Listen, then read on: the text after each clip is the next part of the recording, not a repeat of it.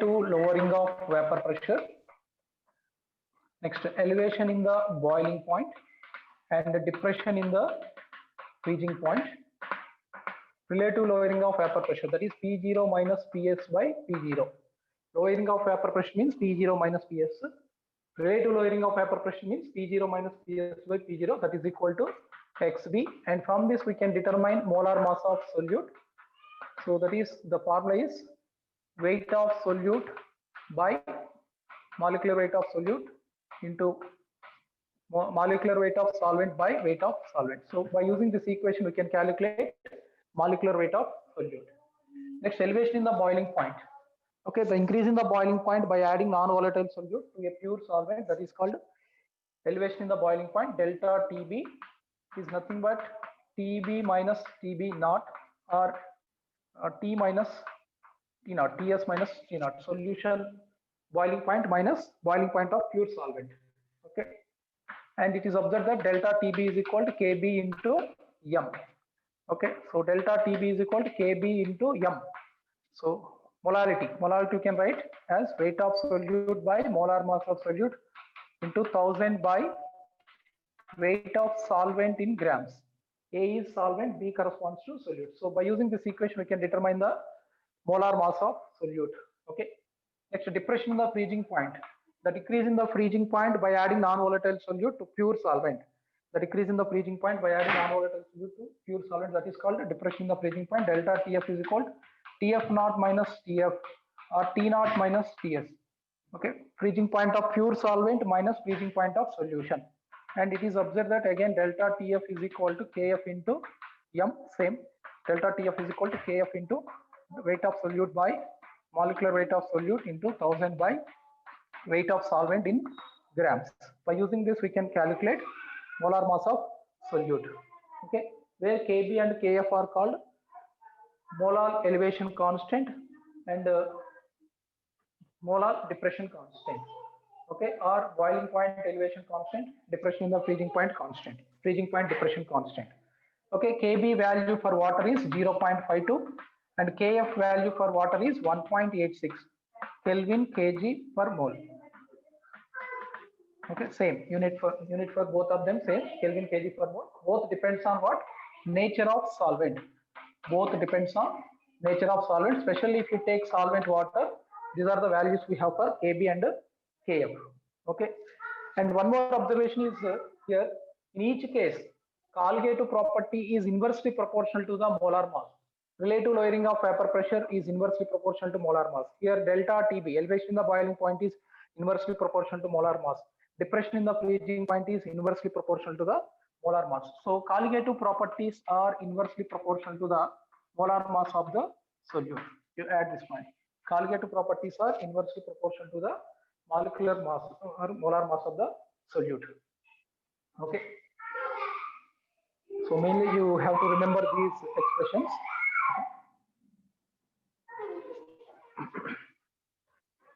In each case, colligative property is inversely proportional to the molar mass of solute. So colligative property is inversely proportional to molar mass of solute. Okay. So I am going to next colligative property, fourth one, osmosis, osmotic pressure. So before going to osmotic pressure, a small concept, that is semi-permeable membrane. Semi-permeable membrane. So what is semi-permeable membrane? So the membrane, okay, it is the membrane which allows only the passage of solvent molecules,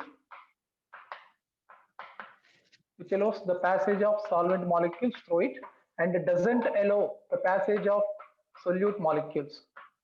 It doesn't allow the passage of solute molecules through it. Such membrane is called semi-permeable membrane. It allows only the flow of solvent molecules through it. It allows only the flow of solvent molecules through it. That's why it is called semi-permeable membrane. Okay. What are the examples for semi-permeable membrane we have? So some of the naturally occurring semi-permeable membranes, egg membrane. So egg membrane acts as semi-permeable membrane. So egg membrane we can get by soaking egg for some time, okay, in HCl solution, dilute HCl solution. So whatever the shell we have, that shell is nothing but calcium carbonate. So that dissolves in HCl. The participates in the reaction with HCl. So we will get some calcium chloride, some reaction takes place. Calcium chloride plus water plus CO2 we will get. Okay. So like this we can remove the shell, whatever the present in the egg. So and then we can separate the egg membrane. So egg membrane acts as a semi-permeable membrane, and the parchment paper. This is the cellulose based paper. Cellulose based papers, parchment paper. Okay, some more examples. There is animal membranes. Okay, plant membranes, etc. Cell walls and animal or plant membrane cell walls acts as semi-permeable membranes. For example, pig's bladder we can use as semi-permeable membrane. Goat's bladder we can use as semi-permeable membrane, but these are not effective one for laboratory purposes. So laboratory measurements, these are not effective ones. So these are some of the examples for semi-permeable membranes. And artificially synthetic. Okay, parchment paper also synthetic only, synthetic. Okay, some of the synthetic semi-permeable membranes, if you see, parchment paper, cellophane, it is also cellulose based semi-permeable membrane, cellophane, parchment paper, and potassium ferricyanide. Sorry, copper ferricyanide. Copper ferricyanide. This is the membrane which is extensively used, widely used. This is the widely used semi-permeable membrane, copper ferricyanide. So these are the some examples for semi-permeable membrane. So simply you remember what is semi-permeable membrane, that allows the passage of solvent molecules through it, but doesn't allow the flow of solute molecules. These are some of the examples for semi-permeable membranes. Okay. Now, what is osmosis? Osmosis. Okay.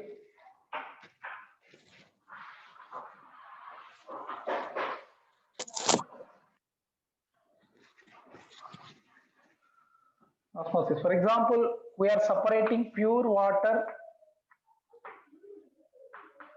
and solution by using some semi-permeable membrane, pure water and some solution, or we are separating two solutions having different concentration.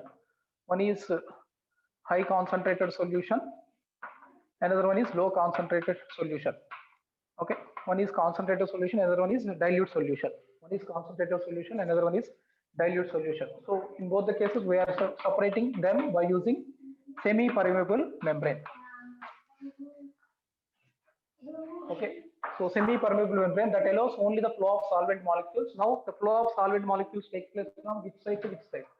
Here water molecules, the concentration of water molecules is more in this case. Here in this side, okay, pure water we have, here water plus some solute we have.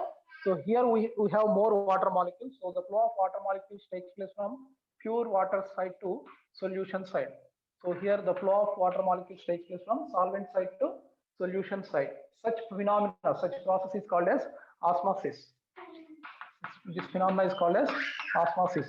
Or in this case, if you see here we have high concentrated solution, here we have low concentrated solution, or here concentrated solution, here dilute solution we have. Here the water concentration is more, here the number of water molecules is more, so therefore the flow of water molecules takes place from low concentration side to high concentration side. So such phenomena is called as osmosis. Okay, so if you separate pure water and solution or concentrated solution and dilute solution by using semi-permeable membrane, then flow of solvent takes place spontaneously. Flow of solvent, okay, spontaneous flow of solvent, you can write like this: spontaneous flow of solvent from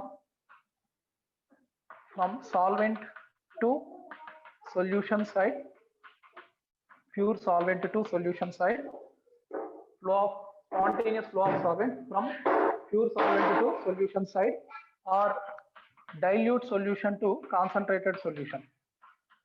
dilute solution to concentrated solution side through a semi-permeable membrane. Such phenomena is called as osmosis. So what is the osmosis? Spontaneous flow of solvent from pure solvent to solution side or from dilute solution to concentrated solution side through a semi-permeable membrane. Such phenomena is called osmosis.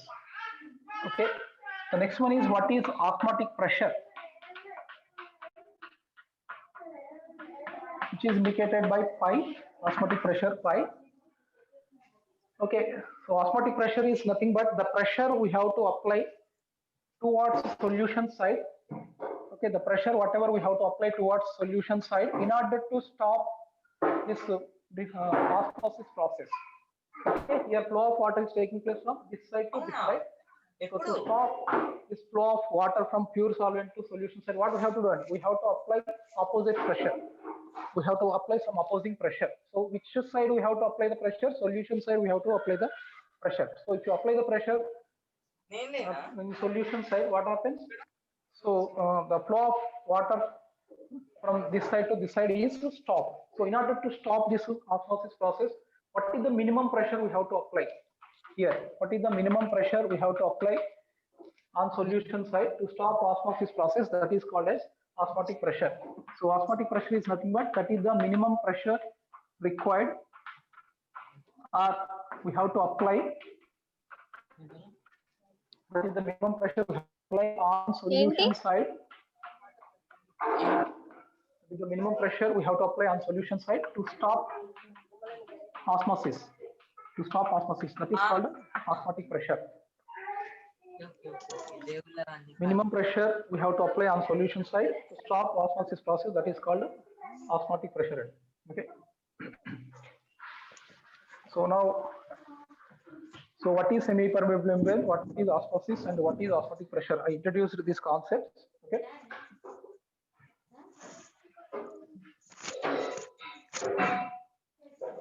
For example, two solutions are separated by semi-permeable membrane. Both the solutions have same concentration. Here the concentration of solute C1, for example, here the concentration of solute is C2. Okay, so generally the concentration is different. If the concentration is different, then low concentration to high concentration takes place. Up to both will reach a same concentration. Up to both the solutions reach a same concentration, the osmosis takes place. But here the concentrations of both the solutions is same. C1 is equal to C2. Okay, then no osmosis takes place. Okay, such solutions are called said to be isotonic solutions. Such solutions are called as isotonic solution. So if C1 is equal to C2, then phi1 is equal to phi2. Okay, if the concentrations are same, then no net transfer of solvent is observed from one side to another side. Okay, so therefore osmotic pressure is also same on both sides. So such solution is called as isotonic solution.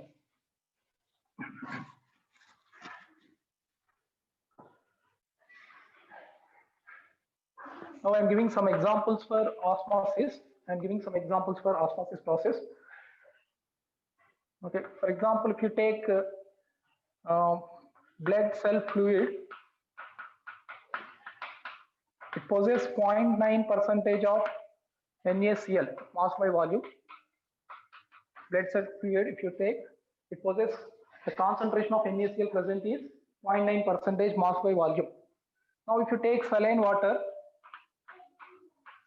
also contains almost 0.9% of NaCl. So therefore, if you inject, okay, this is saline water into our body, is there any osmosis is observed or not observed? No osmosis, since the concentration is same in both the cases. Okay, blood cell fluid contains 0.9% NaCl, saline water also contains 0.9% NaCl. So it is safe to inject into our body. No any side effects. No any effects since the concentrations are same, isotonic solution.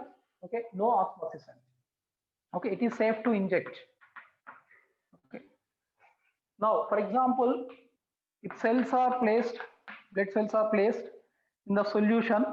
Okay, those cells are placed in solution having greater than 0.9% of NaCl. Okay, we are placing those cells in the solution where the concentration is greater than 0.9% NaCl. Okay, that means here the osmotic pressure of this solution is more compared to this one or not? Yes, here osmotic pressure is more. Such solution is called as hypertonic solution. Solution is called as hypertonic solution. Since here we have 0.9% NaCl, but here we have more than 0.9% NaCl, so here osmotic pressure is more, as osmotic pressure is directly proportional to concentration. So such a solution is called as hypertonic solution. And now what happens then? What happens? Whether water transfers from cells to this solution or solution side to cell side. Okay, this is dilute solution cells that is placed in concentrated solution. So therefore the diffusion of water, so the transfer of water takes place from cells to solution. So shrinking of cells takes place. Shrinking of cells takes place. So water moves from outside of the cell. Water moves outside of the cell. So shrinking of the cells takes place. Such a process is called as plasmolysis. Which process is called as plasmolysis or exosmosis. Okay. Now let us consider, now we are placing cells in the solution where the concentration of NaCl is greater than 0.9%. Now if you place cells placed in solution where the concentration is less than 0.9% of NaCl. So as the concentration is less than the fluid present in the cells, this solution osmotic pressure is less. Okay, if the osmotic pressure is less, the such solution is called as hypotonic solution. Hypotonic solution. Here the osmotic pressure of solution is less than that of osmotic pressure shown by cells. So fluid in the cells, so that is said to be hypotonic solution. Now what happens? This is a concentrated solution. Now this is dilute solution. Always the transfer of solvent takes place from dilute solution to concentrated solution. So therefore what happens? Swelling of cells takes place. Swelling of cells takes place. Sometimes bursting of cells also observed. Bursting of cells takes place. Such process is called as hemolysis. Such process is called hemolysis or endosmosis. Okay, here cells are concentrated solutions and solution is diluted solution. So from dilute solution towards cells, the flow of water takes place. So swelling of cells takes place or bursting of cells takes place. Such phenomena is called as hemolysis or endosmosis. Okay, these are some examples for osmotic process. Some more, if you take witted flowers,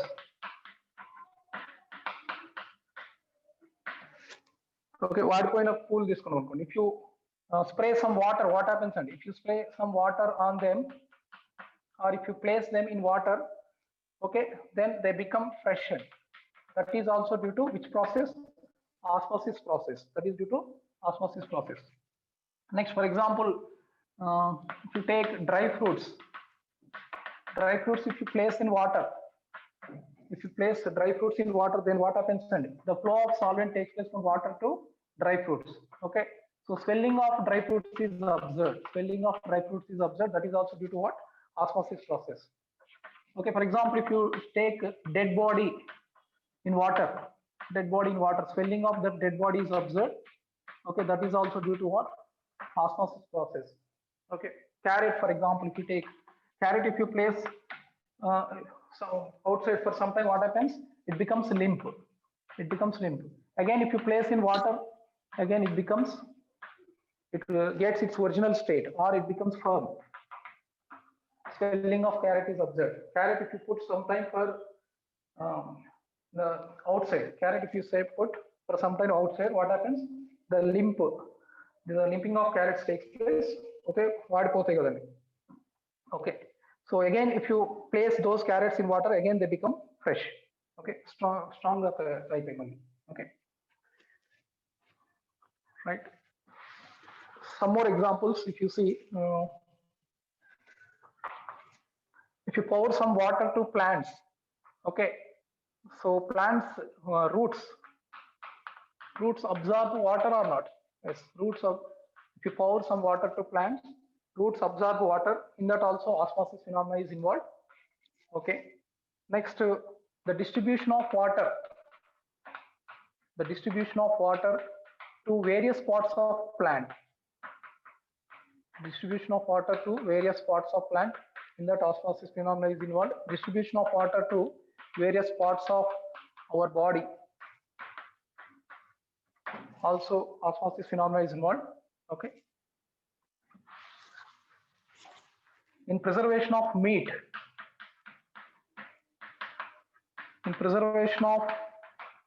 What will be taken? Okay, meat with excess concentration of salt. Meat we will take with excess concentration of salt. Then what happens in meat? If you take with excess concentration of salt, this is high concentrated solution, this is diluted solution. So therefore water comes out from meat. So therefore the bacterial attack decreases. Okay. The bacterial attack decreases. Okay. So we can preserve meat for long time. Okay. Okay. So these are the various examples we have. Next, if you consume more salt, what happens? If you consume more salt, if you eat more salty food, okay, again the swelling of cells or tissues is observed. Okay, such phenomena is called as edema. Such phenomena is called as edema. If you consume more salt, what happens? More concentrated solution will get in the solution. Cells. More concentrated solution will get in the cells or tissues. So then the flow of water takes place from low concentration to high concentration. So therefore swelling of cells takes place. Swelling of cells takes place. Such phenomena is called as edema. These are the various examples we have for osmosis process. Okay. So hypertonic solutions means the solutions which have more osmotic pressure, those are said to be hypertonic. Which have less osmotic pressure, those are said to be hypotonic solutions. Okay, these are the various examples we have for osmosis phenomena.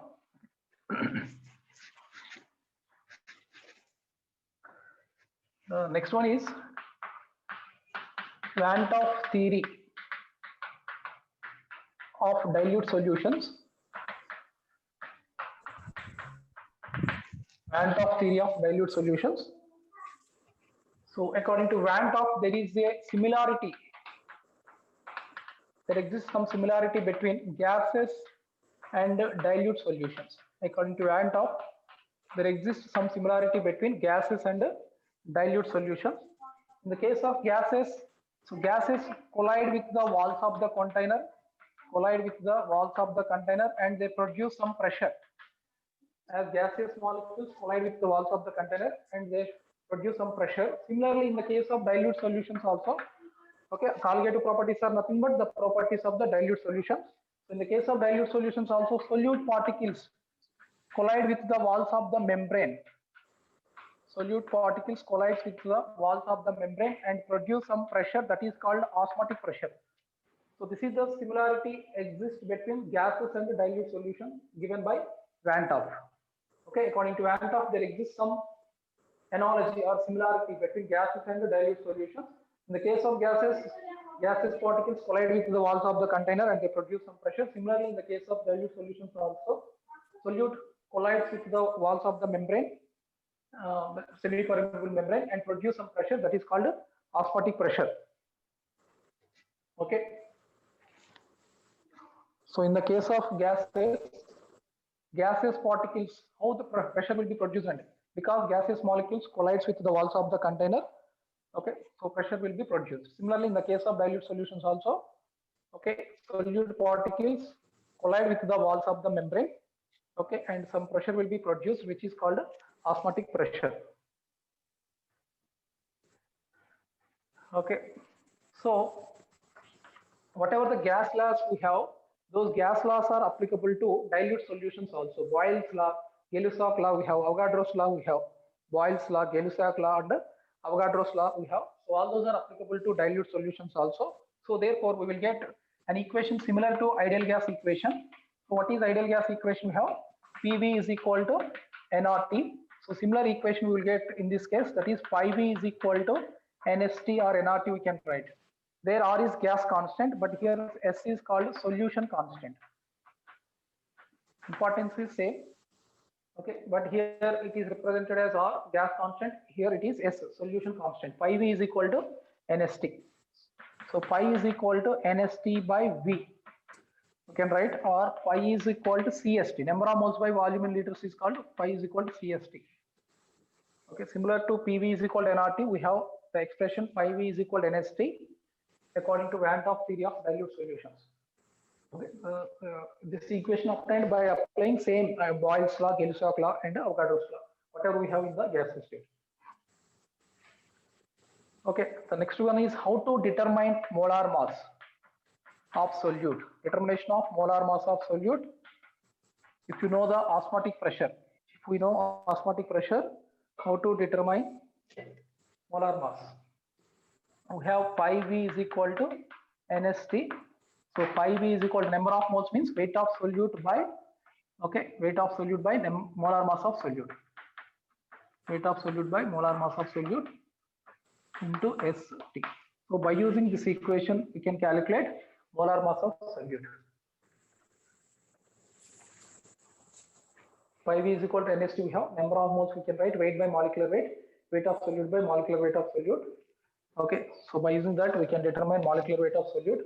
In this case also, we observe that pi is inversely proportional to the molecular weight of solute. Pi is inversely proportional to the molecular weight of solute. So that means all colligative properties are inversely proportional to the molecular weight of solute. Particularly this osmotic pressure method we follow to calculate molar mass of polymers and molar mass of polymers or biomolecules like proteins. Okay, macromolecules, or otherwise we can say macromolecules. So particularly to calculate the molar mass of polymers or biomolecules like proteins or macromolecules, we can follow this osmotic pressure method. Since semi-permeable membrane cannot allow,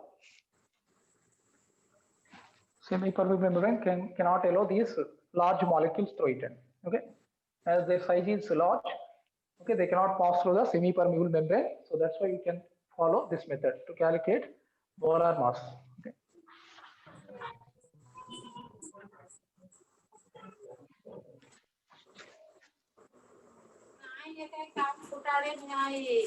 Next one is very, very important, abnormal molar masses. Yeah. Abnormal molar masses. So what do you mean by abnormal molar masses? Abnormal molar masses means if we are getting molar mass, greater than actual value or less than actual value, okay, real value. If we are getting molar mass greater than or less than actual values, then such molar mass is said to be what? Abnormal molar mass. Okay, so one of the applications of colligative properties is determination of molar mass. So while we are calculating molar mass, for example, if we are getting molar mass greater than its real mass or less than its real mass, okay, real value, then such molar mass is said to be abnormal molar mass. When we get abnormal molar masses, if solute, so we get abnormal molar masses if solute undergoes either association or dissociation. If solute undergoes either association or dissociation, in such cases we will get abnormal molar masses. Now what happens if solute undergoes association? For example, if solute participates in the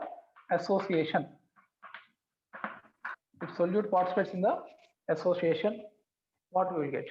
Okay, if solute participates in the association, for example, 2 molecules are associated as 1 molecule, 3 molecules are associated as 1 molecule. So we are getting 2 molecules associated and we are getting a dimer, 3 molecules associated and we are getting a trimer or tetramer, like that. Then what happens to the number of particles present in the solution? Colligative properties depends on number of particles present in the solution. But when solute undergoes association, what happens to the number of particles? Decreases. Number of solute particles decreases. Whenever number of solute particles decreases, what happens to colligative property? Also decreases, since colligative property is directly proportional to number of solute particles. Colligative property decreases. As colligative property is inversely proportional to molar mass, so molar mass increases.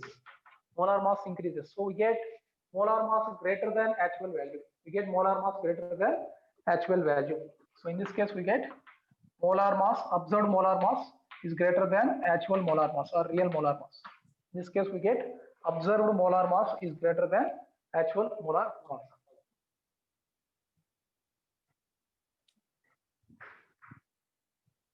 Okay, now if the solute participates in the association, then what happens? The number of solute particles present in the solution decreases.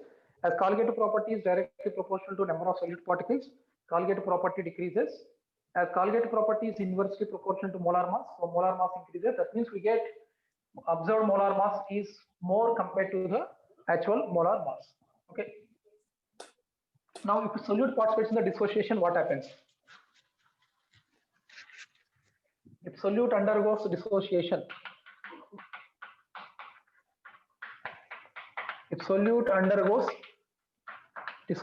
for example, we are taking some mx solute, okay, it undergoes dissociation to give m plus x minus. So 1 mole of mx gives 1 mole of m plus 1 mole of x minus. 1 mole of mx gives 1 mole of m plus and 1 mole of x minus. That means here one particle dissociated to give how many particles? 2 particles. One particle dissociated to give 2 particles. So whenever solute undergoes dissociation, what happens to the number of particles? Increases. Association, number of particles decreases. Dissociation, number of particles increases. So as the number of particles increases, colligative property also increases. So if you measure molar mass based on that colligative property, what happens? As colligative property is inversely proportional to m, molar mass decreases.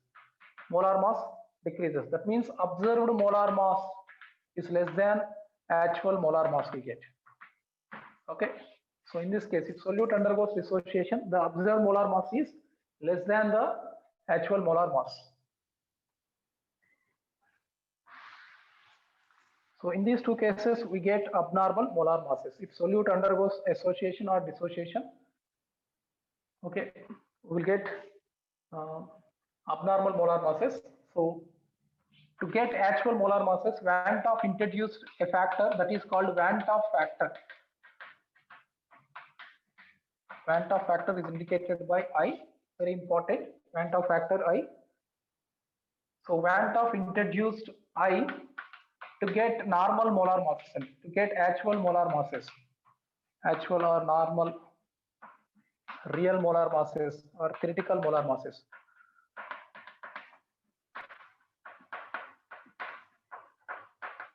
So to get real molar masses or actual molar masses, normal or theoretical molar masses, Van 't Hoff introduced a factor, okay, I, in the expressions for colligative properties. Okay, so that is now P0 minus Ps by P0 becomes XB. This is the previous expression we have into I.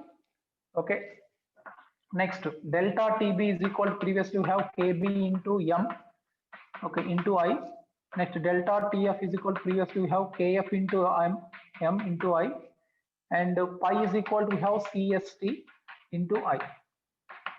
So I is introduced in the expressions for colligative properties to get normal molar masses or theoretical molar masses.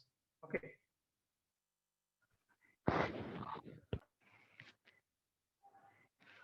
So now I is nothing but observed colligative property by theoretical colligative property. Observed colligative property by theoretical colligative property. The previous one, whenever there is no association or dissociation, that is called theoretical colligative property.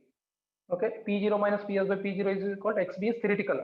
Okay, this is observed in this case of observed. So I is equal to P0 minus Ps by P0 is equal to XB we have previously. Okay, this one by so observed by theoretical XB cancel అయిపోతుంది I వస్తుంది. I is equal to observed colligative property by theoretical colligative property.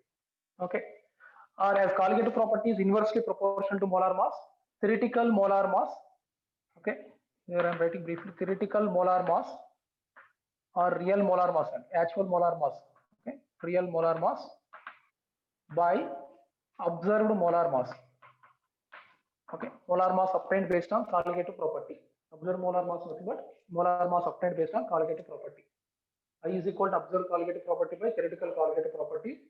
As observed colligative property is inversely proportional to molar mass, so here we will get theoretical molar mass or real molar mass by observed molar mass. Or observed colligative property corresponds to what? Actual number of particles present in the solution. Theoretical colligative properties corresponds to number of particles we are adding to the solution. Okay, so observed colligative property means it is nothing but the number of particles, solute particles, or moles of solute. You can write number of solute particles or moles of solute. Number of solute particles present in the solution. Number of solute particles present in the solution by number of solute particles dissolved in the solution. Okay, or you can write simply like this: n present by n dissolved. N present by n dissolved. So by using any of these equations, we can calculate Van't Hoff factor. Observed colligative property by theoretical colligative property, real molar mass by observed molar mass, or number of moles of solute or number of solute particles present by number of moles of solute dissolved or number of solute particles dissolved. Okay, since observed colligative property depends on actually how many particles present in the solution. Okay. For example, if solute undergoes dissociation,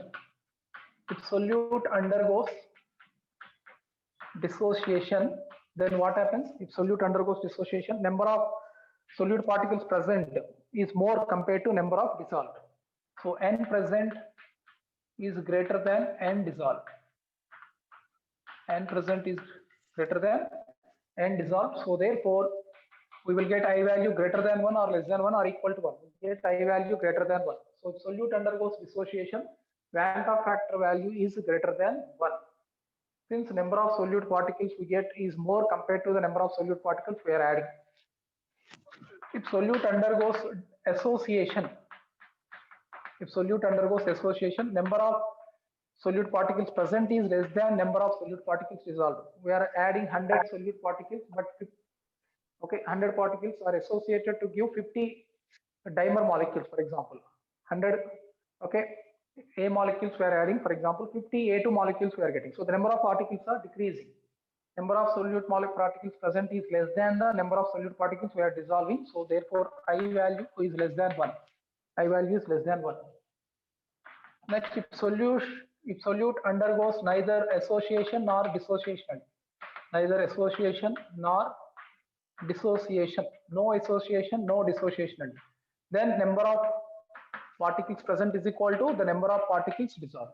If solute doesn't undergo association or dissociation, then the number of solute particles present is equal to dissolved. In that case, we will get I is equal to 1, and we cannot get any abnormal molar masses. I is equal to 1 means previous expressions only we will get. I is equal to 1 means previous expressions only we will get. So we cannot get any deviation. Okay. So this is observed in the case of, for example, glucose in water, sucrose in water. If you add glucose to water, no association, no dissociation. Sucrose in water, no association, no dissociation. Urea in water, okay, glucose, sucrose, urea, etc.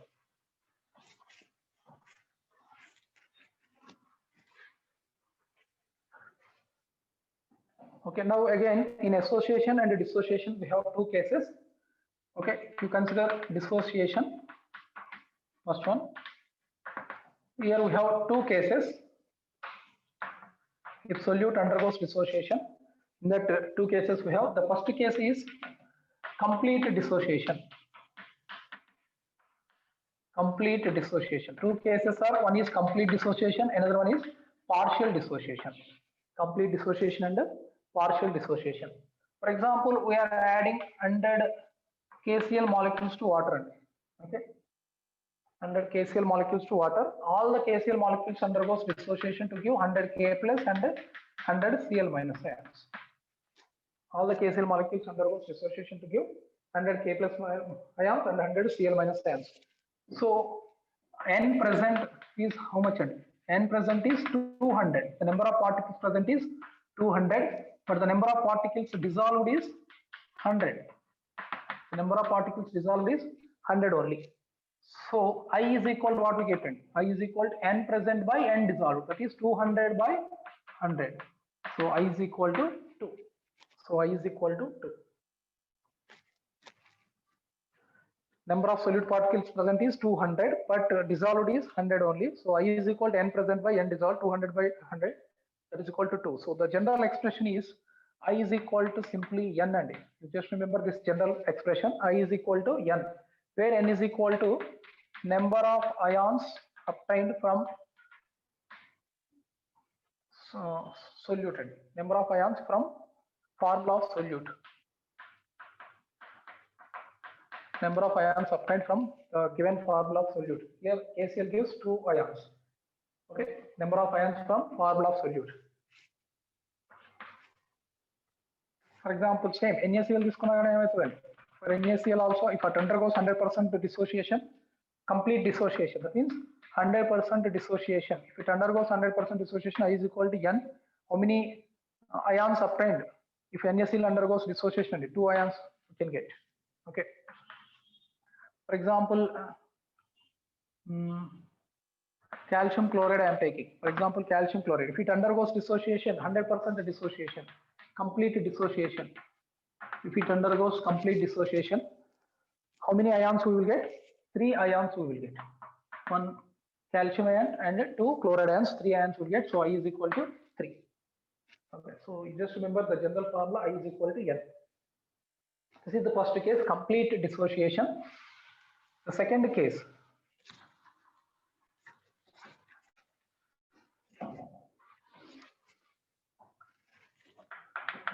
is partial dissociation. Partial dissociation. For example, we are taking 100 KCl molecules. We are dissolving 100 KCl molecules.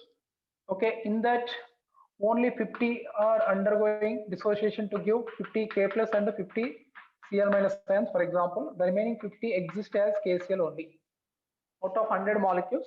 Okay, so this is N dissolved, this is N present. Out of 100 molecules, all are undergoing dissociation or partial dissociation is taking place. Partial dissociation is taking place. Out of 100, only 50 are participated in the dissociation. So here this is N dissolved. N dissolved. How many particles we are dissolving? 100 particles we are dissolving, but N present. How many particles are present? 50 K plus, 50 Cl minus, and 50 KCl molecules. Totally, the number of particles present is 150. So I is equal to what we have? N dissolved, N present by N dissolved. That is 150 by 100. So we get 1.5. So we get 1.5. Okay, I value is 1.5. Or there is a general expression we have to calculate I value. So I is equal to 1 plus alpha into N minus 1. This is the general expression you remember. I is equal to complete dissociation, I is equal to N. For partial dissociation, I is equal to 1 plus alpha into N minus 1 N. N is same, number of ions obtained from the formula of solute. Alpha is called as degree of dissociation. Alpha is called as degree of dissociation. Degree of dissociation means the number of molecules dissociated by total number of molecules. Number of molecules dissociated by total number of molecules. Okay, number of molecules dissociated by total number of molecules. Okay, that is called degree of dissociation. Okay, so here alpha, number of molecules dissociated. Out of 100 KCl molecules, how many molecules are dissociated? 50. So alpha value 0.5. Alpha value 0.5. So if you calculate I value, Van Ta factor. So I is equal to 1 plus alpha is 0.5 into number of ions obtained. When KCl undergoes dissociation, how many ions are obtained? Okay, from formula 1 KCl, if undergoes dissociation, 1 K plus and 1 Cl minus will get. So N is 2, 2 minus 1. So I is equal to what we are getting? 2 minus 1, 1 into 0.5. 0.5 plus 1, 1.5. Same we are getting. I is equal to 1.5. So like this we can calculate. In the case of partial dissociation, I is equal to 1 plus alpha into N minus 1. N is nothing but the number of ions obtained from the formula of the solute and alpha is the degree of dissociation. It is nothing but number of molecules dissociated by total number of molecules. Okay. Next one, in the case of association, also we have two cases. In the case of association, also two cases: complete association and partial association. Complete association and partial association. Okay, so the first case, complete association.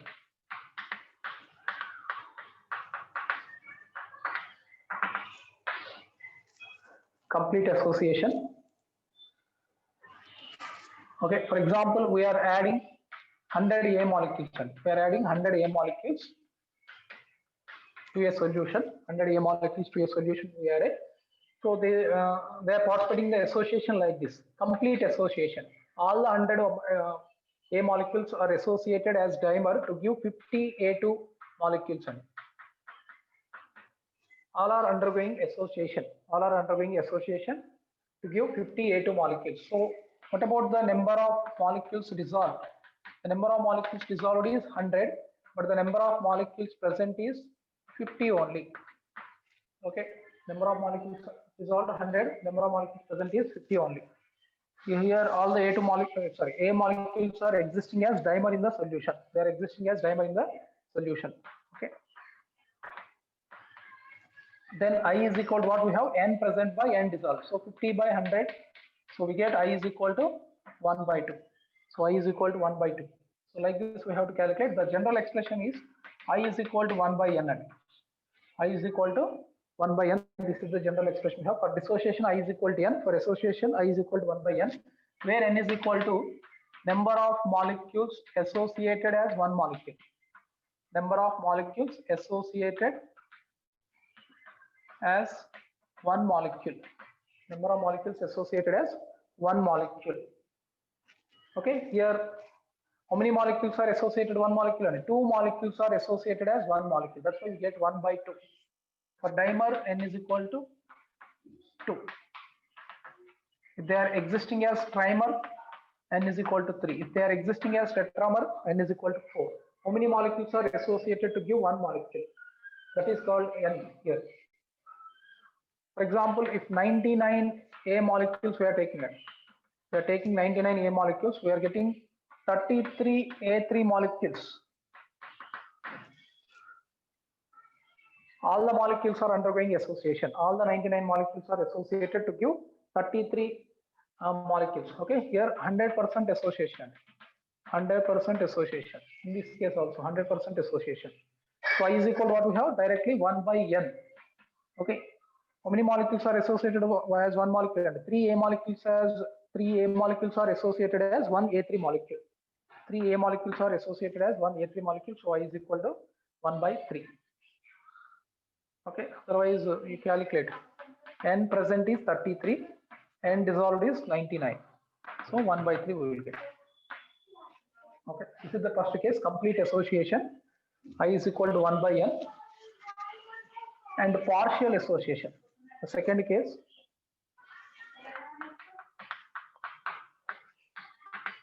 partial association. So all the molecules are not involved in the association. For example, we are adding 100 A molecules to a solvent. 100 A molecules. We are adding 100 A molecules. In that, 50 exist as A molecules only, normal molecules only, not association. And the remaining 50 are associated to give 20 A2 molecules, 25 A2 molecules, for example. Now partial association, out of 100, only 50 are participating in the association. The remaining 50 exist as normal molecules. 50 exist as normal molecules, the remaining 50 exist as dimers. Okay, association, they undergo association. So in this case, I is equal to what? The number of dissolved. Number of particles dissolved is 100. Number of particles present is 75.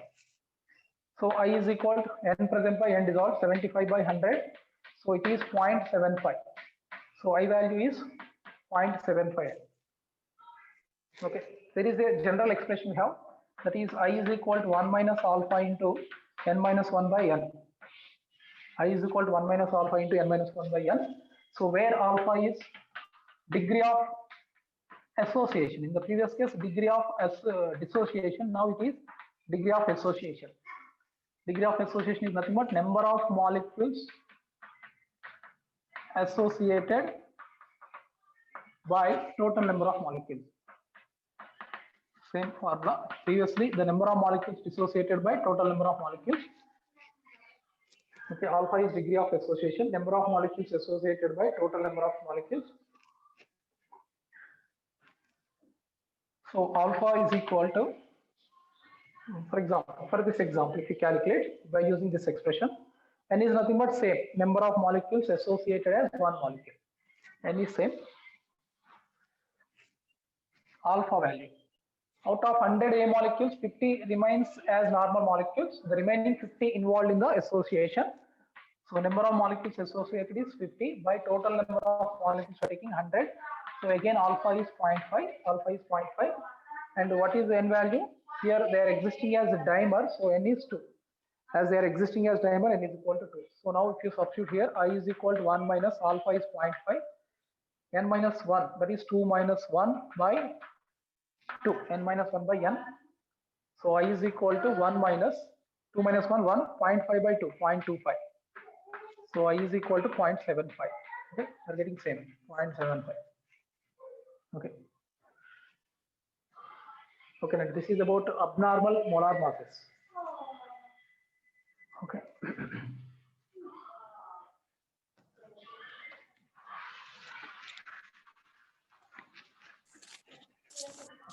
Okay, finally, briefly, I am giving abnormal molar masses. When we get abnormal molar masses, solute undergoes either dissociation or association. If it participates in the dissociation, I value greater than 1. If it participates in the association, I value less than 1. Abnormal molar masses, when we get, say, solute undergoes dissociation or association. Okay, for example, if no association, no dissociation, no association, no dissociation, then we get what? Normal molar mass. Okay, normal molar mass. In that case, I value is 1. No association, no dissociation, we get normal molar mass, I value 1. Okay, in the case of dissociation, again we have two cases: complete dissociation, partial dissociation. Partial dissociation. In the case of complete dissociation, I value we can calculate simply by using I is equal to n. But partial dissociation, I we can calculate by using this expression: 1 plus alpha into n minus 1. And again, in the case of association, two cases we have: complete association, partial association. Okay. Complete association, I is equal to 1 by n, where n is the number of molecules associated as one molecule. Partial association, I is equal to 1 minus alpha into n minus 1 by n. I is equal to 1 minus alpha into n minus 1 by n. Okay, if no association, no dissociation, we get normal molar mass. I is equal to 1. Okay. Dissociation, two cases. I value greater than 1 we will get compulsory. A value anta. Okay, greater than 1 ante anta value anta anedi we can calculate by using this formula. I is equal to n for complete dissociation. For partial dissociation, 1 plus alpha into minus 1. Here we know I value less than 1, but what is that value that we can calculate by using this expression? For complete association, 1 by n. For partial association, 1 minus alpha into n minus 1 by n.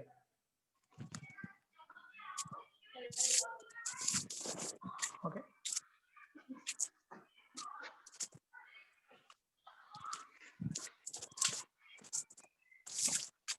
With this colligative property is completed. Okay, I am giving a question. For example, I am giving 3 solutions like this: 10 power minus 4 m glucose. For example, I am giving 10 power minus 4 m glucose, 10 power minus 3 m sucrose. For example, 10 power minus 5 m urea. For example, these are the 3 solutions I am giving.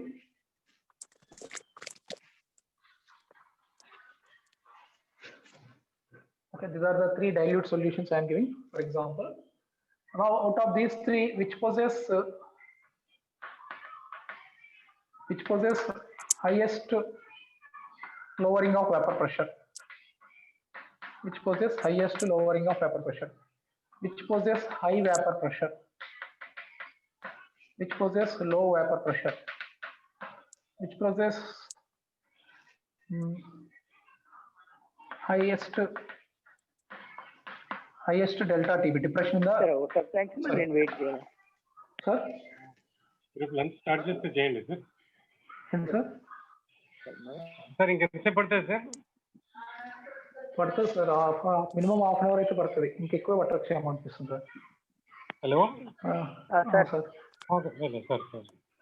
లేకపోతే తర్వాత ఏమన్నా మళ్ళీ ఒక 1 hour continue చేయమంటే చేస్తాం sir అవి critical solution temperature ఒకటి ఉంది నెక్స్ట్ కంప్లీట్లీ ఇమ్మిజిబుల్ లిక్విడ్స్ నెర్నెస్ డిస్ట్రిబ్యూషన్ లో అవి ఉన్నాయి సార్ మళ్ళీ నో ప్రాబ్లం సార్ ఇంకొక 20 మినిట్స్ పడుతుందా 1 అవర్ వరకేనే ఏం కాదా సార్ నో ప్రాబ్లం సార్ మీ దాన్ని బట్టి నెక్స్ట్ ప్లాన్ చేద్దాం నో ప్రాబ్లం సార్ కంటిన్యూ చేస్తాను రండి thank you right sir continue చేయండి సార్ సరే okay out of these three solutions, which one possess highest elevation in the boiling point? Which one possess highest boiling point? Which one possess highest depression in the freezing point? Which one possess highest freezing point? Okay. First this question, which one possesses highest lowering of vapor pressure?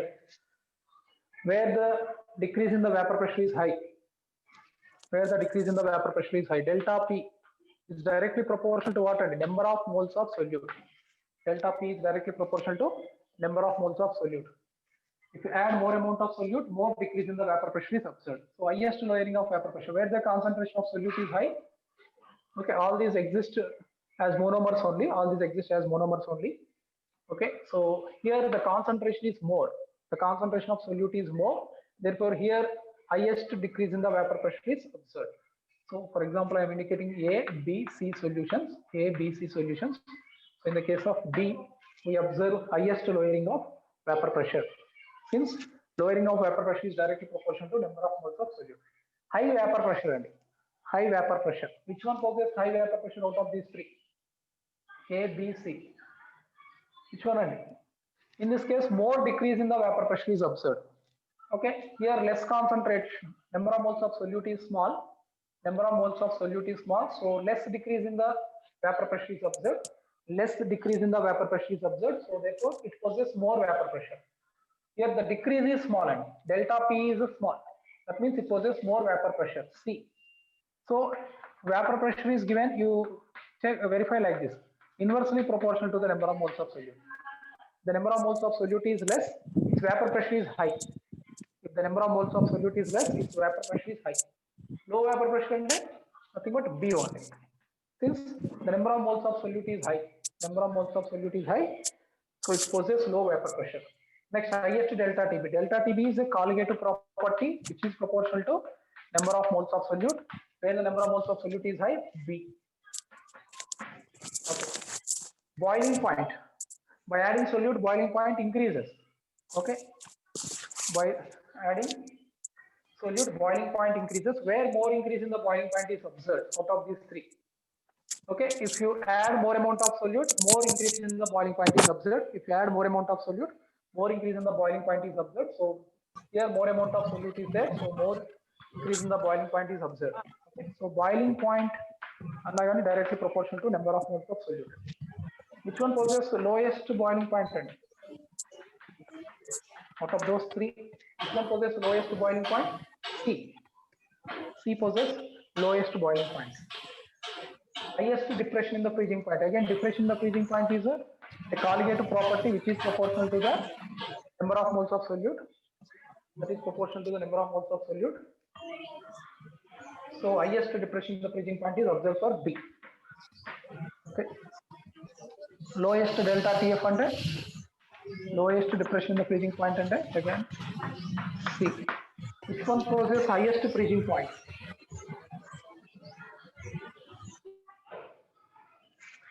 Which one possesses highest freezing point? Okay. Third one, since here less decrease in the freezing point. Okay, here less decrease in the freezing point. That's why its freezing point is high. If you add more amount of solute, more decrease in the freezing point is observed. If you add more amount of solute, more decrease in the freezing point is observed. So here more decrease in the freezing point, here less decrease in the freezing point. So therefore C possesses highest freezing point. Which one possesses lowest freezing point? B possesses lowest freezing point. B possesses lowest freezing point. So freezing point and you may verify like this: inversely proportional to the number of moles of solute. Freezing point inversely proportional to the number of moles of solute. Okay, ఇది గుర్తుపెట్టుకోండి. Okay.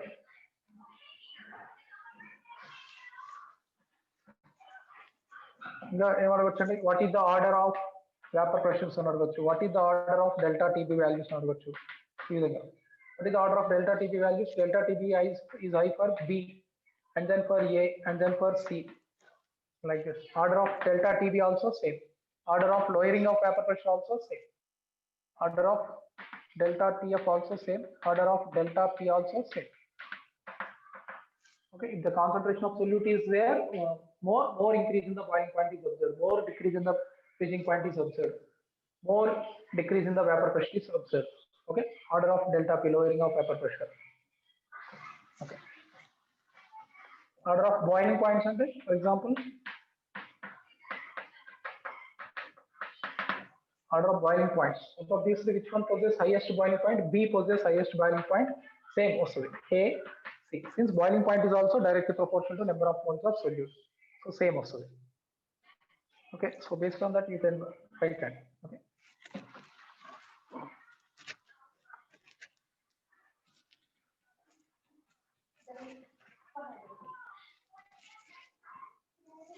Next, for example, I am giving a question like this. Solution 0.1 m NaCl, for example, 0.2 m KCl. Okay, 0.1 m okay, copper chloride, for example. So out of these three, which one possesses highest boiling point, or whose osmotic pressure is high? For example, whose osmotic pressure is high out of these three solutions? Osmotic pressure is directly proportional to what? Okay, osmotic pressure is equal to what we have? CST into I. If a solute undergoes dissociation, we have to consider I also. If a solute undergoes dissociation or association, we have to consider I also. Okay, S is constant, T is constant, so pi is proportional to what? C into I. C into I. So C into I you calculate in each case. Concentration 0.1. Okay, in each case let us consider 100% dissociation. I am giving 100% dissociation. 100% dissociation. So C into I. 0.1 into, for 100% dissociation, I is equal to what we have? 2. Number of ions obtained from the formula of the solute. If NaCl undergoes dissociation, we get 1 Na plus 1 Cl minus, so 0.2. Next here, C into I, that is 0.2 into 2, 0.4. Here C into I, 0.1 into, here the number of ions obtained is 3, so 0.3. So out of these three, which one possesses high osmotic pressure? B possesses highest osmotic pressure. Or what is the order of osmotic pressure values? B possesses more osmotic pressure, and then C, okay, and then A. B is greater than, C is greater than A. That is the order of osmotic pressure. Okay, so if this the given solute undergoes association or dissociation, then we have to consider I also.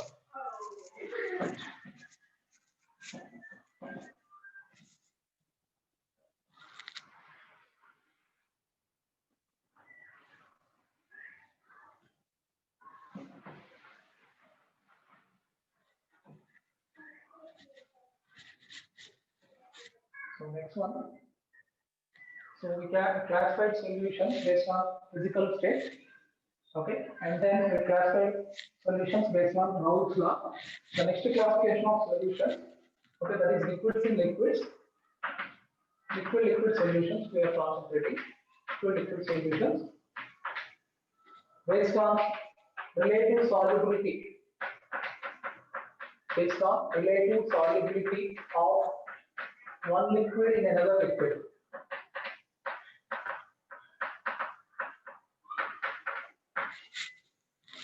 Based on the relative solubility of one liquid in another liquid, we have again three types of solutions we have. One is completely miscible liquids, completely miscible liquids. Second one, partially miscible liquids.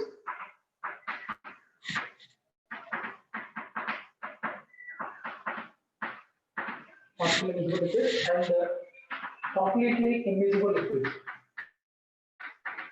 Okay, completely immiscible liquids. So this classification is based on relative solubility of one liquid in another liquid.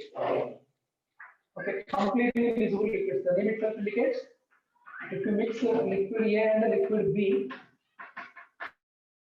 they completely mix each other. One liquid is soluble in another liquid, they completely mix each other to form homogeneous solution, to form only single phase.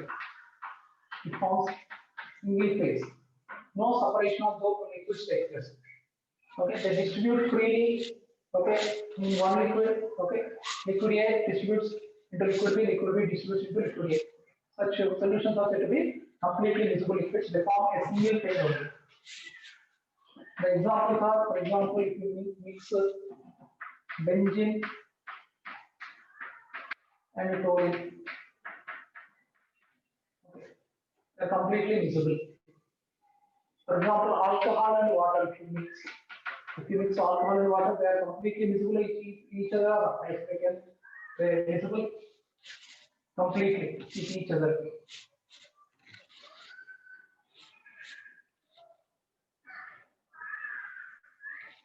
Okay, partial miscible liquids means, okay, the next one,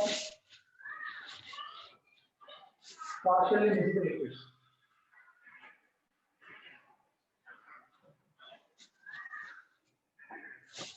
Second one, partially miscible liquids. The name itself indicates if a liquid is soluble in another liquid to some extent only. If a liquid is soluble, if a liquid is soluble in another liquid to some extent only. It's not completely miscible. Okay, to some extent only, then such liquids are said to be partially miscible liquids. If a liquid is soluble in another liquid to some extent only. Okay, the examples for partially miscible liquids are phenol and water, triethylamine and water, next nicotine and water. These are the examples of partially miscible liquids. So if you take two partially miscible liquids in equal ratio, in equal proportion. Okay, for example, we are mixing phenol and water.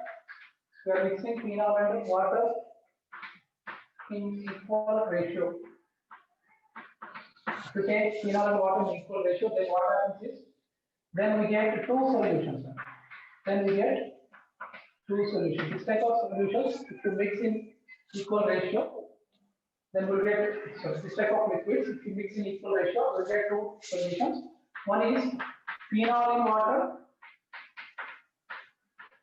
Okay, due to partial miscibility, these two partial miscibility of phenol in water, we get phenol in water solution, and due to partial miscibility of water in phenol, so we get water in phenol solution. So both the solutions are obtained whenever we are mixing in the equal ratio. If the phenol composition is more, we may get water in phenol. If the water composition is more, we may get phenol in water. If they are present in equal ratio, then you will get these two solutions, phenol in water and water in 4-phenol. Such solutions are called as conjugate solutions. Such solutions are called as conjugate solutions.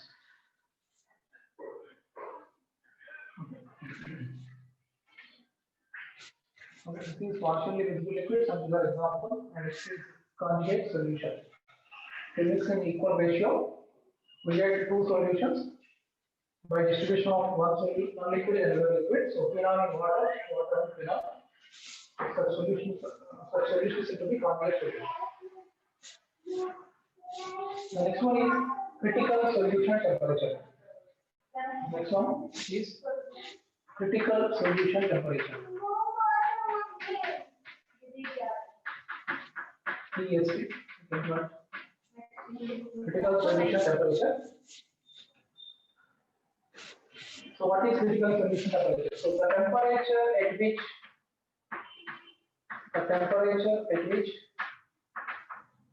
two partially visible liquids becomes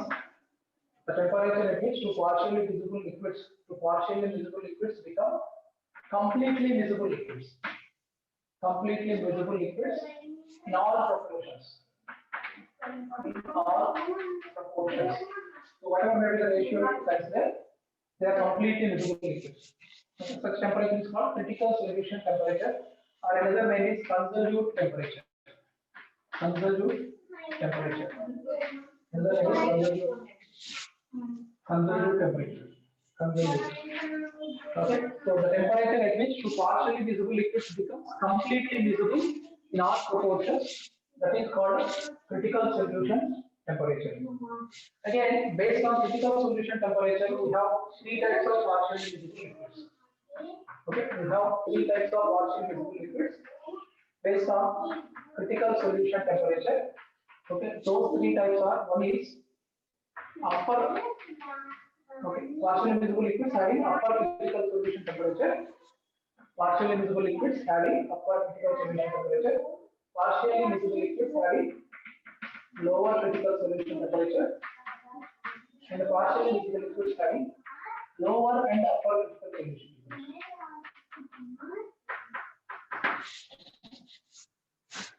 Okay, the temperature at which two partially visible liquids becomes completely soluble in each other in all proportions, that is called critical solution temperature. Again, based on critical solution temperature, we have three types of partially visible liquids: upper critical solution temperature, solutions having upper critical solution temperature, solutions having lower critical solution temperature, solutions having lower and upper critical solution temperature. Okay, so first one, solutions having upper critical solution temperature. Okay, partially visible liquids having upper critical solution temperature.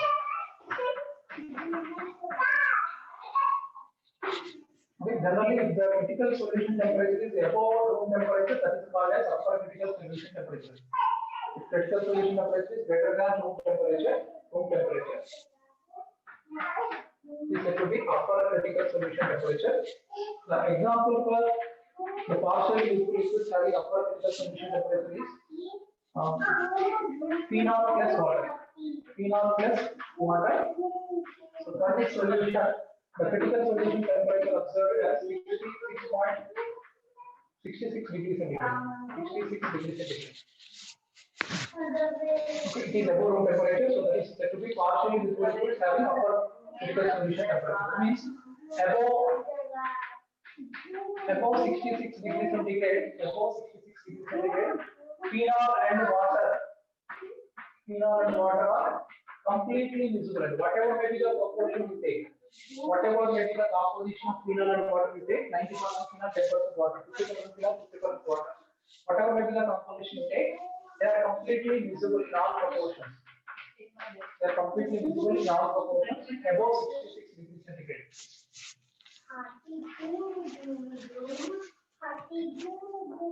Okay, that will be represented like this.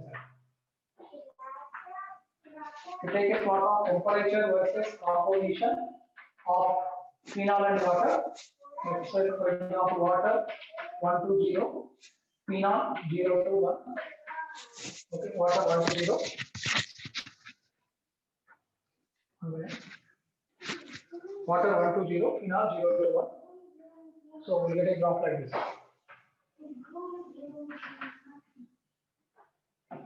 Okay. See the temperature is 66 degrees centigrade. Temperature is 66 degrees centigrade. So below that temperature, we have two solutions.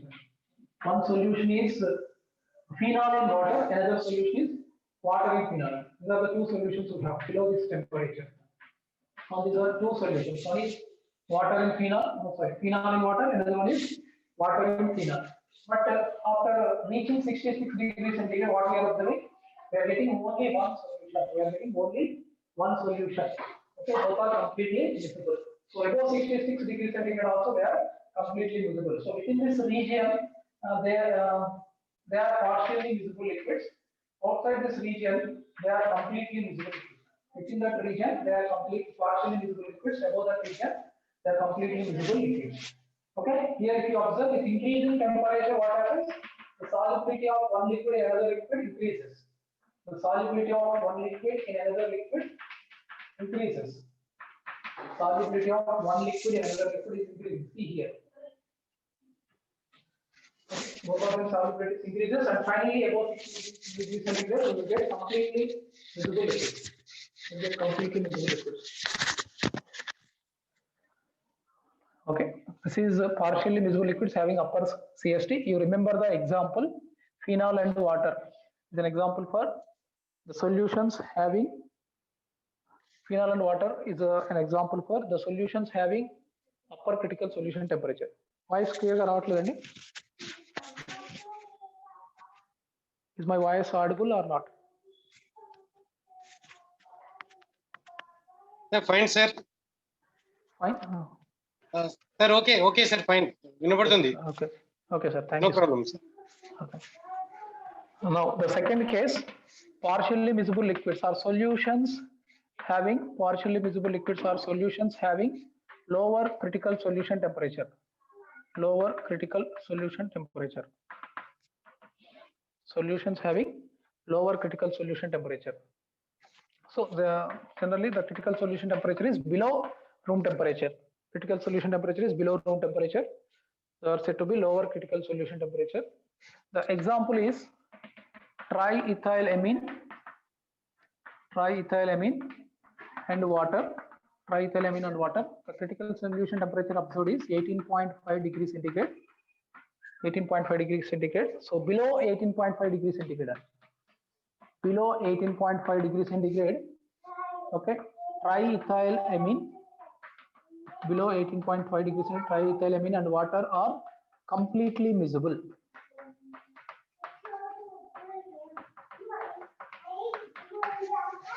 Below 18.5 degrees centigrade, triethylamine and water are completely miscible.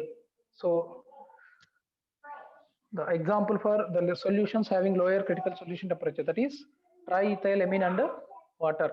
So in this case, if you plot a graph between temperature and composition,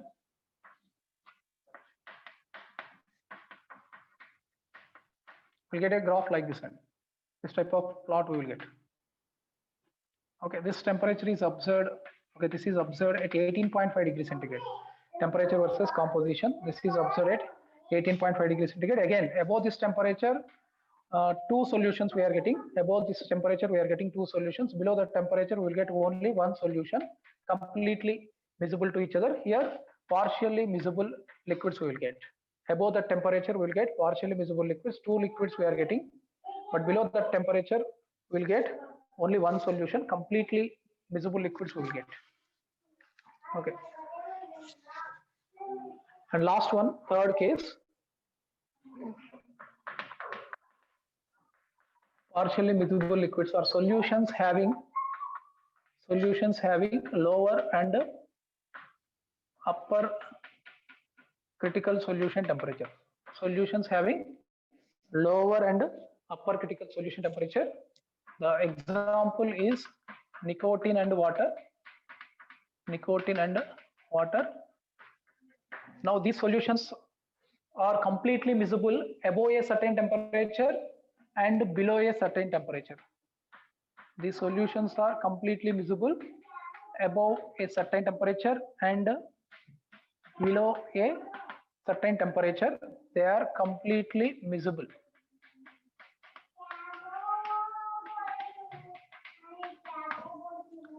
That above a certain temperature, that is called upper critical solution temperature. Above a certain temperature and below a certain temperature, these liquids are completely miscible. That is upper critical solution temperature, and this is called lower critical solution temperature.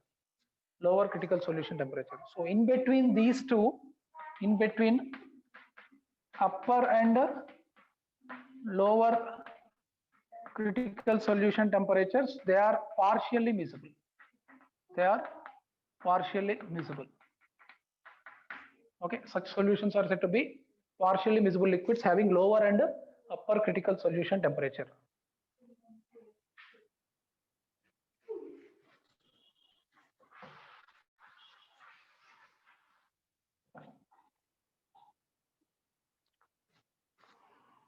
Okay, so above a certain temperature and below a certain temperature, they are completely miscible.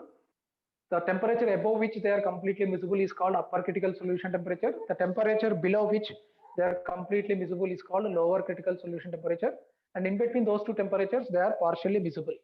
Okay, the example is nicotine and water. So for this system, nicotine and water, for this system, upper critical solution temperature is observed as upper CST is 208 degrees centigrade and the lower CST is 60.1 degrees centigrade. Upper CST is 208 degrees centigrade and the lower critical solution temperature is 60.1 degrees centigrade. So below 60.1, above 208, they are completely miscible. In between those two temperatures, partially miscible liquids. So for example, if you plot a graph between temperature versus composition of nicotine and water, you get a plot like this, and not exactly, but this type of plot we will get. Okay.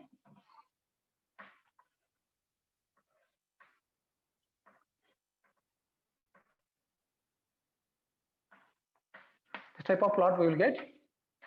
So this is observed at 208 degrees centigrade, and this is observed at 60.1 degrees centigrade.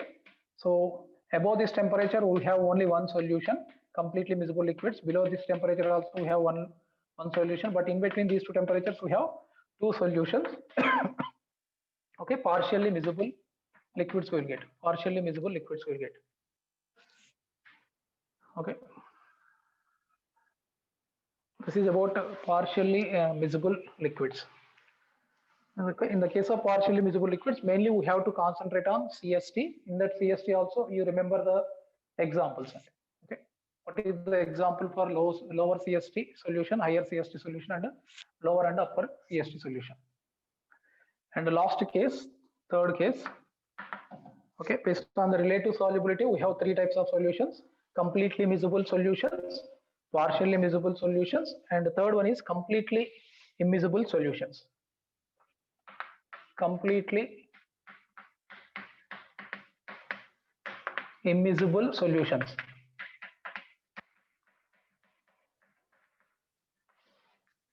Completely immiscible solutions. So the name itself indicates the two liquids do not mix each other.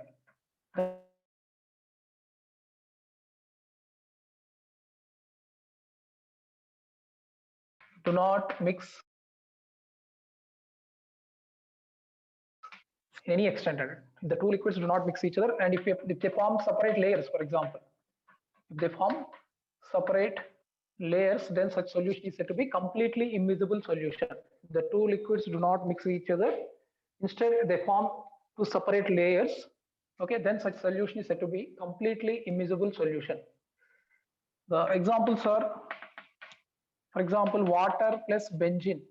One is polar, another one is non-polar, so forms two layers. Water plus CCl4. Okay, water plus kerosene, for example. Okay. These are some of the examples for completely immiscible liquids. Water plus aniline. Okay, these are examples for completely immiscible liquids. So if you mix liquid A and liquid B, they do not mix each other, but instead they form two separate layers. They form two separate layers, liquid A layer and liquid B layer. So which one is bottom layer, which one is top layer, that depends on their density. If the density of A is more, we'll get that one as bottom layer. Okay. So in this case, the vapor pressure shown by A is independent of vapor pressure shown by B. Okay, and similarly the vapor pressure shown by B is independent of vapor pressure shown by A. So the total vapor pressure of the solution is nothing but the sum of the vapor pressures of A and B, as they do not mix each other. The total vapor pressure we may give the sum of the pure vapor pressures of pure components, as they are not mixing each other with each other, as they are forming separate layers. The total vapor pressure is generally the sum of the partial vapor pressures shown by A and B, but they are independent of each other. That's why the total vapor pressure is given by the sum of the vapor pressures of pure components A and B. Okay, so therefore the total vapor pressure is more compared to either vapor pressure of pure A, and also it is more compared to the vapor pressure of pure B. The total vapor pressure is more compared to vapor pressure of pure A and vapor pressure of pure B. So vapor pressure is more means boiling point less. Okay, so boiling point of solution is less compared to the boiling point of pure A or boiling point of pure B and okay. As total vapor pressure is more compared to pure A or pure B, so the boiling point of the solution is less than, okay, higher is the vapor pressure, lower is the boiling point. So boiling point of solution is less than either boiling point of pure A or boiling point of pure B. This is useful in the steam distillation. This phenomena is useful in steam distillation. Okay, steam distillation. That is the procedure we follow in order to remove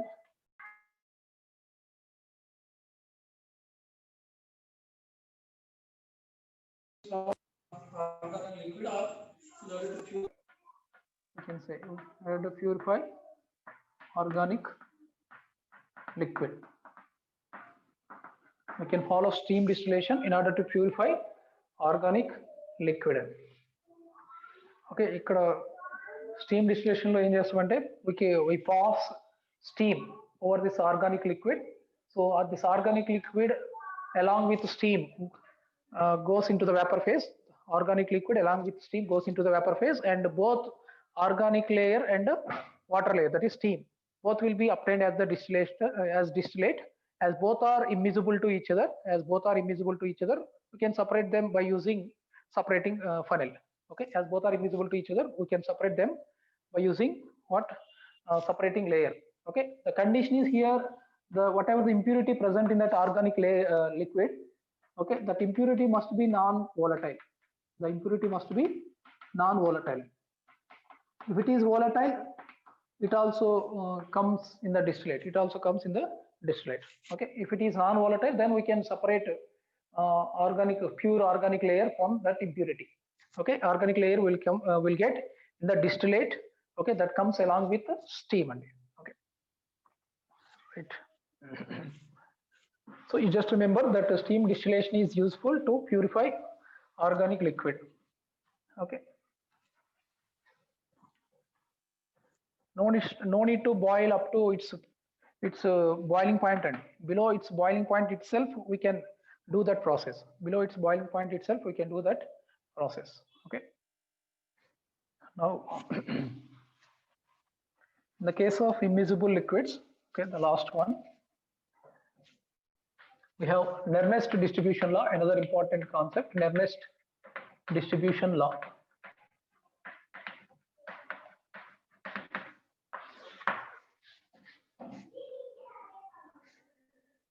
Okay, according to Nernst distribution law, for example, we are taking two immiscible liquids. Okay, liquid A and a liquid B, or liquid 1, liquid 2, for example, liquid 1, liquid 2. These two are immiscible. We are taking two immiscible liquids. To that we are adding a solute. To that we are adding solute, and if you shake well, what happens? The distribution of solute takes place in both the liquids. The distribution of solute takes place in both the liquids. Let us consider C1 is the concentration of solute in the first liquid. C2 is the concentration of second liquid. So concentration of solute in the second liquid. Okay, we are taking two immiscible liquids and we are distributing a solute. Okay, we are distributing a solute in both the liquids. Okay, further we have to shake well.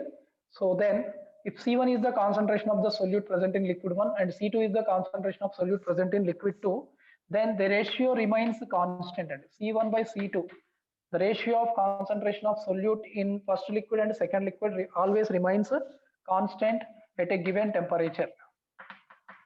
At a given temperature, this ratio remains constant. Okay, so C1 by C2 is equal to constant. That constant may be indicated as Kd, distribution coefficient. Kd is called as distribution coefficient or partition coefficient. We can say partition coefficient. Nernst distribution law or Nernst partition law. Okay, Nernst distribution law, Nernst partition law we have. So Kd is called distribution coefficient or partition coefficient. So whatever may be the concentration of solute you take, at a given temperature, this ratio remains constant. For example, let us consider in the first case we are adding 100 solute molecules. In the first case we are adding 100 solute molecules. 10 are distributed to liquid 1, 90 are distributed to liquid 2.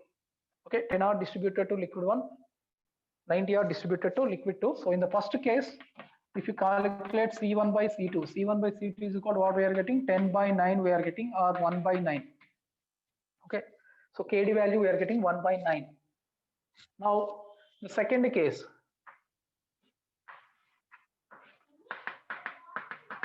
this is liquid 1 and this is liquid 2. Okay, now we are adding, let us consider 200 solute molecules.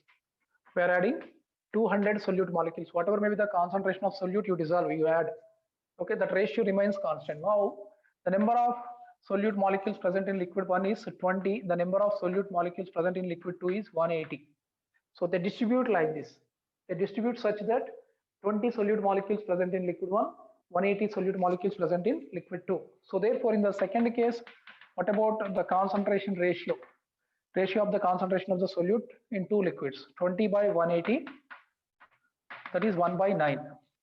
So even though we are changing the solute concentration, no change in the ratio. That ratio is always constant. That is Kd, where Kd is called distribution coefficient or partition coefficient.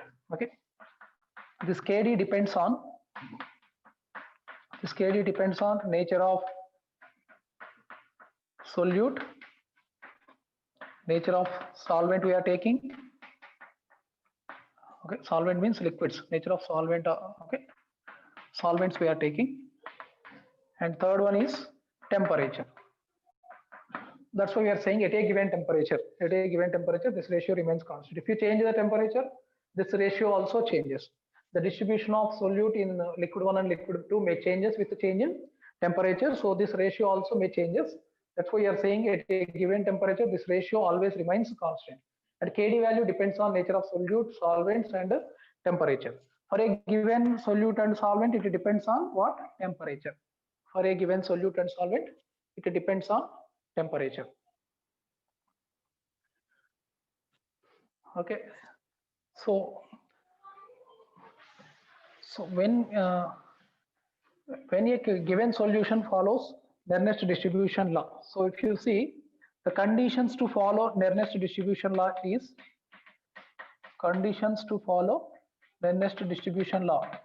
Okay, those are, one is we have to maintain constant temperature. Okay, this experiment we are doing at one temperature, this experiment we are doing at another temperature. We may not get same ratio. So we have to maintain constant temperature. Okay. Next one is the two liquids are immiscible. The two liquids are immiscible. third one main important condition is the solute exists in same molecular state, same molecular condition, same molecular state. Solute exists in same molecular state in both the liquids. In both the liquids, it has to exist in the same molecular state. Okay, here solute is present in X state. For example, here also it has to present as X only. Here X2 state. Here also it has to present in X2 state, like that. Okay, here if you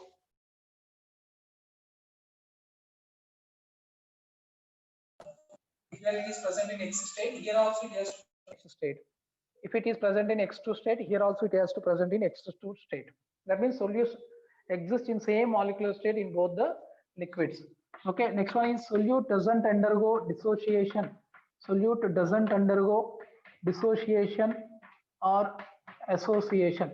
If solute undergoes dissociation or association, in such case also we can get deviations from Nernst distribution law. If solute undergoes association or dissociation, then we get deviations from Nernst distribution law, and we have to take dilute solution. It is applicable to dilute solution only. These are some of the conditions required to follow Nernst distribution law. The conditions are the two liquids we are taking are immiscible liquids. We have to maintain constant temperature. Solute has to exist in the same molecular state in both the liquids.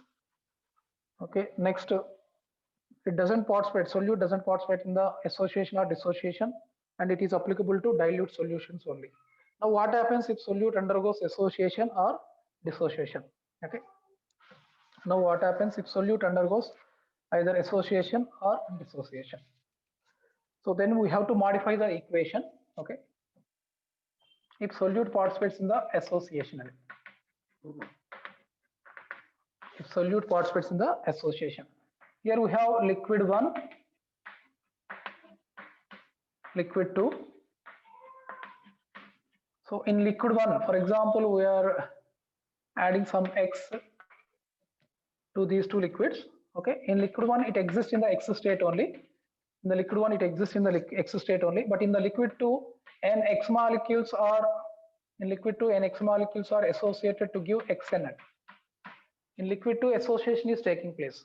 Each molecule, n molecules are associated to give one molecule. Okay, n X molecules are associated to give one XN molecule. Okay, then the formula becomes like this: C1 is the concentration in the first liquid, C2 power 1 by n, C1 by C2 power 1 by n, that is equal to KDN. Okay, this is the formula we have to use. For example, if X exists as a dimer, if X exists as dimer in liquid 2, if X exists as a dimer in liquid 2, for example, benzoic acid, benzene. Benzoic acid in benzene exists as a dimer. Benzoic acid in benzene exists as dimer. Okay, so the formula becomes like this: C1 by C2 power 1 by 2 is equal to KD. How many molecules are associated? 2 molecules are associated to give one molecule. So C1 by C2 power 1 by 2 is equal to KD. Okay, next, for example, two liquids we are taking, liquid 1 and liquid 2. In both the liquids, in first liquid it undergoes association. For example, in the first liquid it undergoes association. Second liquid it exists as normal molecule. We are adding X solute. We are distributing solute X in both the liquids. In first liquid, association is taking place. In the second liquid, no association, no dissociation. It exists in the same molecular form. Then the equation becomes like this: C1 power 1 by n by C2, that is equal to KD. This is the formula we have to use. Okay, if in the first liquid it exists, it undergoes association. Okay, n molecules associated to give one molecule. This is the formula we have to follow. If in both the liquids, if in liquid 1 N1 X molecules associated to give one molecule, and in liquid 2, N2 X molecules associated to give one molecule. Then the formula becomes like this: C1 power 1 by N1 by C2 power 1 by N2 is equal to Kd. So where N1 is the number of molecules associated as one molecule in liquid 1, N2 is the number of molecules associated as one molecule in liquid 2. Okay, here it is existing as dimer, for example. Here it existing as trimer, for example. Then what we get? C1 power 1 by 2, C2 power 1 by 3. Here dimer, here trimer, for example. N1 value 2, N2 value 3. Okay, this is the case of association. And last case, last topic, dissociation. If it undergoes dissociation, okay, we are adding, we are taking liquid 1 and liquid 2. Okay, for example, we are adding some solute XY. For example, we are adding some solute XY. In liquid 1, XY undergoes dissociation to give some X plus plus Y minus, for example. In liquid 2, it exists in the molecular form only, no dissociation in the liquids 2, taking the liquid 2. Okay. In liquid 1, it exists in the same, it undergoes dissociation, and in liquid 2, it exists in the same molecular form, no dissociation. And let alpha is the degree of dissociation in liquid 1. Let alpha is the degree of dissociation of XY in liquid 1. Then we get dissociation constant Kd is equal to, this is the formula, C1 into 1 minus alpha by C2. Just you remember the formulas. అక్కడ గుర్తుపెట్టుకుంటే సరిపోతుందండి, మిగతా అన్నిటికీ same. Okay, Kd is equal to C1 into 1 minus alpha by C2. ఇది first case. Second case, for example,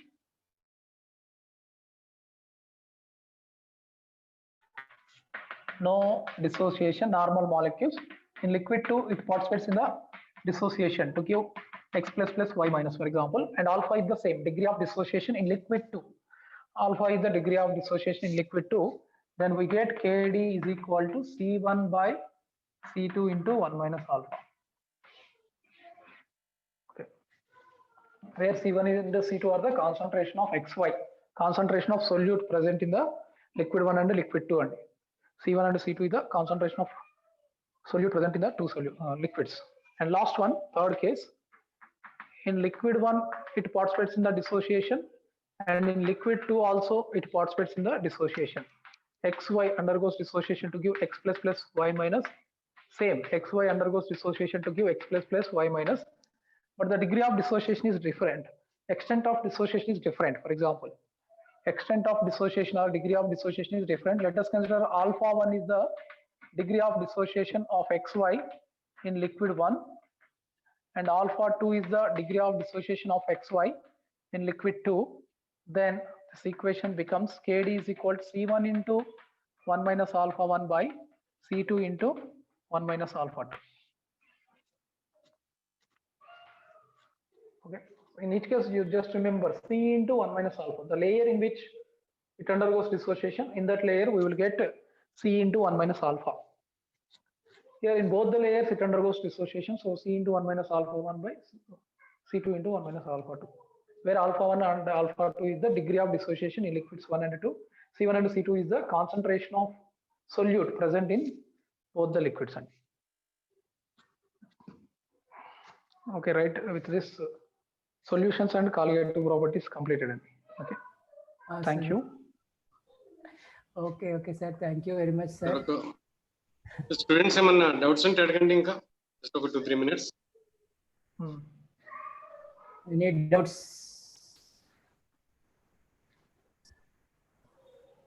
No doubts, Ashok sir? Any doubts? I will give some practice questions, Andy. Okay, you can practice. Ashok sir? Sir. Okay, okay. None. Sir, Satyam sir ఈ కాలేజీలో ఉన్నారంట. What are things మీరు propose చేస్తారు? Okay, okay, sir. ఇంకొక 1-2 minutes పిల్లలకి అట్లా chance ఇద్దాం. Problem share చేయమంటున్నారు సార్, షేర్ చేస్తున్నారు PDF. Sir thank you very much sir. చాలా పెయింట్ తీసుకున్నారు. క్లియర్ గా చాలా బాగుండింది. దాదాపు నేను కూడా మొత్తం విన్నాను క్లాస్. Thank you sir. చాలా బాగుంది సార్. చాలా లంచ్ టైం బాగా ఇంకా ఈ ఆర్ట్ టైంలో అంటే లంచ్ టైంలో తీసుకొని దాదాపు అబౌట్ 2 hours నుంచి చెప్తూనే కంటిన్యూస్ గా. That shows I already told you your interest towards the teaching. నేను అంతకు ముందు కూడా మళ్ళీ చెప్పాను, మళ్ళీ ఒకసారి మేము టీచింగ్ చేయడం వేరు, మీరు టీచింగ్ చేయడం వేరు సార్. ఎందుకంటే we are in the same profession. మీరు ఆల్రెడీ వేరే ప్రొఫెషన్ టీచింగ్ చేయడం అనేది ఒక మీ ప్యాషన్ గా తీసుకొని చేయడం అనేది రియల్లీ అప్రిషియబుల్. యాక్చువల్గా వేరే జాబ్ లోకి వెళ్ళాక టీచింగ్ మర్చిపోతారు. అది అసలు జాబ్ లోకి మర్చిపోకుండా ఉండాలనే చెప్తున్నాను సార్. మంచి ఐడియా సార్. ఈ టాపిక్ ఆల్మోస్ట్ ఆఫ్టర్ 7 years తర్వాత నాకు ఛాన్స్ వచ్చింది సార్. 2013 లో మాస్టర్ మైండ్స్ లో వర్క్ చేసినప్పుడు చెప్పాను ఇది లాస్ట్ టైం. అయితే రెగ్యులర్ గా అంటే solid state, chemical kinetics, thermodynamics, electrochemistry, surface chemistry ఇవన్నీ టీచ్ చేస్తుంటాను. కెమికల్ ఈక్విలిబ్రియం ఇవన్నీ సిఎస్ఆర్ లో ఉన్నాయి. ఇవి సిఎస్ఆర్ లో లేవు ఇవి, కాబట్టి ఇది చాలా రోజుల తర్వాత చెప్పాను సార్. 7 years almost. చాలా బాగా 4 majors thermodynamics, electrochemistry, chemical kinetics. ఇందులో కూడా అయ్యే మేజర్ సిపిజెట్ లో చూడండి, ప్రాబ్లమ్స్ అన్న 3 చాప్టర్ల నుంచే వస్తున్నాయి. థర్మోడైనమిక్స్, ఎలక్ట్రోకెమిస్ట్రీ, కెమికల్ కైనెటిక్స్ నుంచే ప్రాబ్లమ్స్ ఉన్నాయి. అవే 3 మేజర్ ఉన్నాయి. తర్వాత ఇప్పుడు ఈ సిపిజెట్ లో పార్ట్ ఏ, పార్ట్ బి ఉంది సార్. ఈ part A, part B MSc chemistry రాసేటోళ్ళకి సేమే, కానీ ఈ మైక్రోబయాలజీ, బయోకెమిస్ట్రీ, ఫోరెన్సిక్ సైన్స్ వీళ్ళకి ఏమున్నాయంటే పార్ట్ ఏలో కెమిస్ట్రీ ఉంటుంది, పార్ట్ బిలో మళ్ళీ వాళ్ళది ఏదైనా ఒక సబ్జెక్ట్ తీసుకోవచ్చు, ఫిజిక్స్, బాటనీ, జువాలజీ. ఆ పార్ట్ ఏలో మన ఫిజికల్ కెమిస్ట్రీ నుంచి ఈ 3 చాప్టర్లే ఉన్నాయి. థర్మోడైనమిక్స్, ఎలక్ట్రోకెమిస్ట్రీ, అంటే వాళ్ళకి ఓన్లీ 3 చాప్టర్స్ అవి 3